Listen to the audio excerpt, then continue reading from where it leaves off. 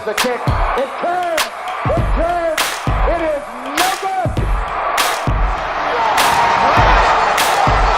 One of the biggest records in the history of college football, period. Steve Air McNair.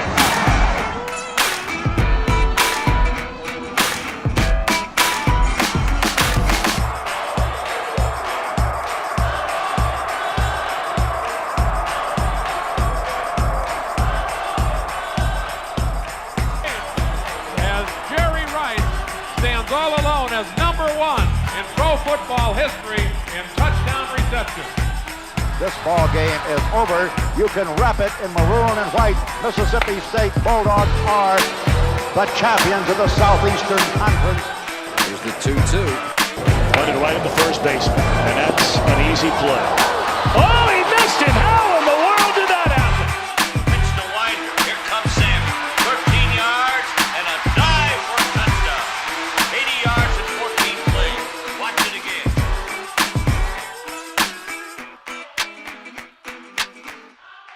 Welcome to your Mississippi Sports Hall of Fame and Museum. I'm Robin Carlin, and I grew up right here in Jackson, Mississippi. I was an athlete, I was a sports fan. As time went on, I realized that sports were more than just something to do or watch. They were actually a passion of mine. So I pursued a career in sports journalism. I've met players, coaches, and fans from around the globe. I know that everyone loves their team, and every athlete has a special story. But there's just something different about Mississippi. So, just what is it about Mississippi? The little state is birthplace of American music. Rock and roll, country, and the original blues all took root in the Magnolia State. We are home to some of America's greatest writers. We have produced icons of the film and television industry. But we can say confidently that American culture has been shaped in no small part by Mississippi. Perhaps the most incredible contribution the Magnolia State has made to American culture is in the world of sports. Mississippi has given more than our sparse, largely rural population suggests is possible. And for Mississippians, the field of play has been a stage for community, pride, joy, and unfortunately, sometimes heartache.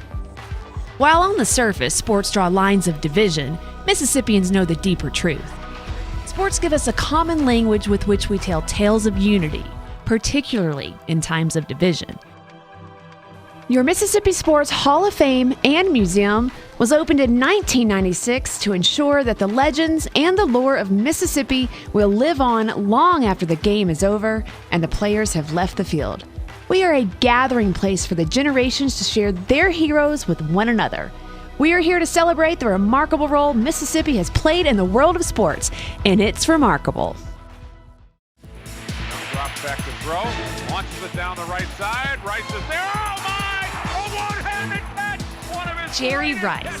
from Tiny Crawford, is the game's greatest receiver, owning the record as the National Football League's all-time leader for both catches and touchdowns. Before lifting 4 Lombardi trophies, Rice lifted Mississippi Valley State from obscurity into the national spotlight, bringing reporters and cameras from the largest American cities into one of its smallest towns, Itta Bena.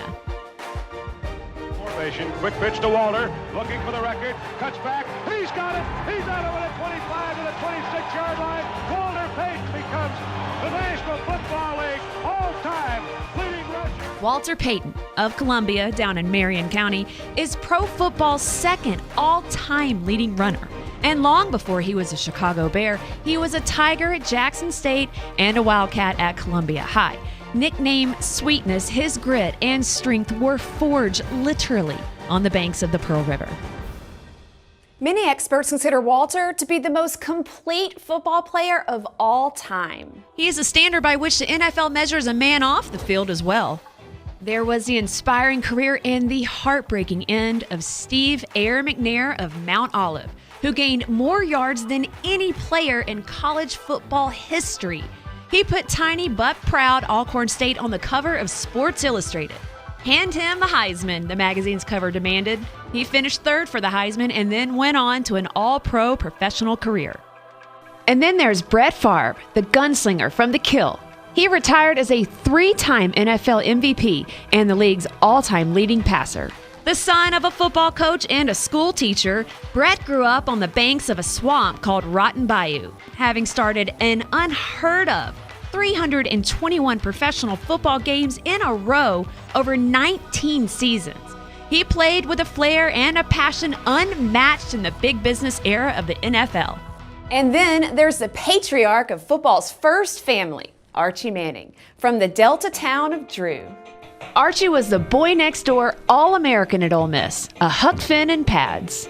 As splendid a football player as he was with Ole Miss and in the NFL, Archie has become even more famous for his quarterbacking sons, Peyton and Eli Manning. Those 5 athletes, all from towns of fewer than 7,000 folks, represent all parts of The Gulf Coast, the Piney Woods, the Delta, the Golden Triangle, and they are just the tip of the proverbial iceberg.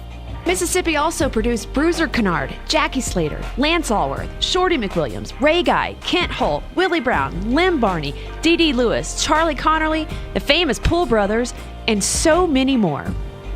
Perhaps we should leave it to football's patriarch to try and explain.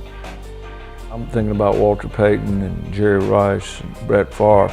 I think all 3 of them are just such special people, special athletes. You go back and look at the 3 of them, all from the state of Mississippi, all from small towns.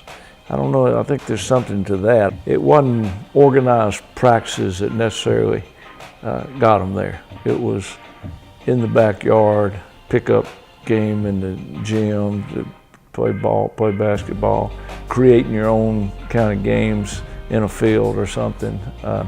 That's kind of what went on in that era. I still tell kids to get out in the yard and play rather than, I mean, I know you go to practice, but I think you got to do more than that. So all 3 of those guys were mighty good, and it's, I know I take a lot of pride in being from Mississippi and being from the same state as those 3 guys.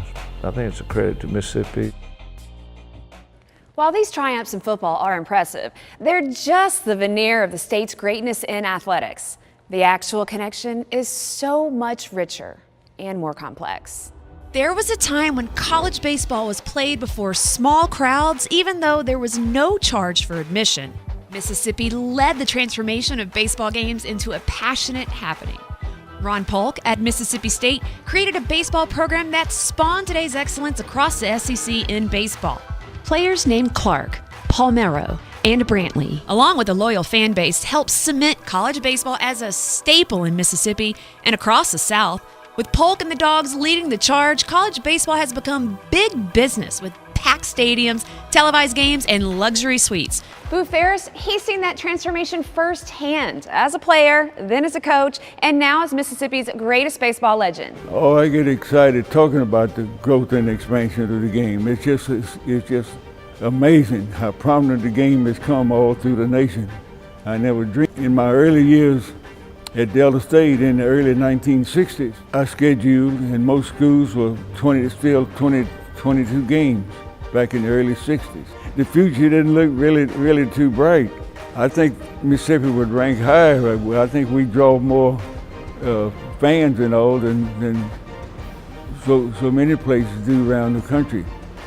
And the SEC is a great conference, a strong conference, and it shows in World Series, the College World Series participation and all. The winners come from Southeastern Conference. I think we've got a lot to be proud of right here in our own state. If football is our religion and baseball a passion, then perhaps basketball is our profession.